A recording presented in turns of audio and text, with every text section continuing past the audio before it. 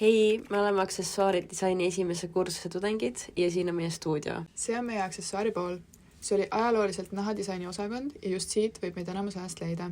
Siin valmivad kõik meie aksessuaariprojektid, millest üheks lemmikuks on just valminud kotitehnoloogia kotid. Meie eriala keskendub peamiselt nahast tehtud kottidele, jalatsitele ja muudele aksessuaaridele, kuid siia kandideerides ei pea su portfoolio nendest koosnema. Pigem näitama mitmekülgseid oskusi. Edasi meie kööki, kus hoiustame kõiki oma tööriistu ja muid vajalikke vahendeid neetidest kuni nugadeni, nii naha kui köiteprojektide läbiviimiseks ning viimistlemiseks, ning siin sööme ka oma lõunaid.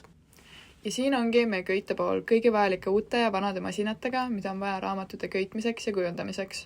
Just sellepärast ongi aksessuaaridisain nii põnev, et õpe on väga mitmekülgne ja arendav. Meie sisseastumine on koos moe- ja tekstiilidisainiga ning ootab noorelt vaid loovat mõtlemist, kogu muu oskus tekib õpingute käigus. Tere, mina olen Pihla, õpin tekstiili teisel aastal. Siin on siis meie tekstiiliruumid. Siin nendes videotes on näha trükistuudiot, kanga masinkudumise ruumi ja kangastelgede ruumi, kus meil on siis erinevad kursused. Minu isiklik lemmik nendest on masinkudumine, kus masinatega kootakse ja mis teeb kudumise hästi palju kiiremaks ja seal on palju lahedaid nippe, mis sinna saab juurde panna. Mulle meeldib see eriala, sest see on täpselt see, et sa kokku puutud materjali kogu aeg, saad seda kogu aeg käsit ise mõjutada ja arvutiga on üsna vähe tööd.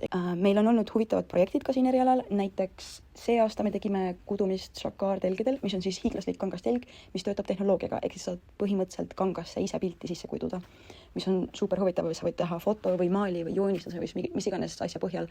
Ja tegelikult šakaarteljed on ka esimesed arvutid, mis on kunagi maailmas eksisteerinud. Eelmine aasta meil oli viltimiskursus, kus me õppisime viltima ja kasutama erinevaid võtteid selle asja jaoks ja kuidagi üleüldiselt, kui palju sa tegelikult saad seda materjali mõjutada lihtsalt enda kätega, kuidas enda käsi liigutad. Meil on see trükistuudio, kus on siis siiditrüki asju ja ka lahe, neid on erinevaid palju viise, kuidas teha trükke, tehnoloogiaid on väga mitmed erinevad sorti. Tere, mina olen Miša teiselt kursuselt. Room tour. Oleme siis saabunud moeklassi. Palju lõikamist, õmblemist, drapeerimist, lõike konstrueerimist, kõike. Kõige lahedamad tunnid ongi, kus saab nagu kõige rohkem erialast praktikat. Näiteks esimesel aastal oli särk pluss kliid, see aasta oli etnokollektsioon ja järgmistel aastatel tuleb outerwear ja eksperimentaalne lõige ja muidugi ka lõpukollektsiooni loomine. Minu jaoks mood on alati olnud see platvorm, kus ma tahtsin ennast väljendada ja nüüd, kui ma hakkasin moodi looma, ma üldse ei väljenda end moodiga, ma lihtsalt loon kunsti. Loon. Sisseastumisel peate näitama oma kõige tugevamaid külgi.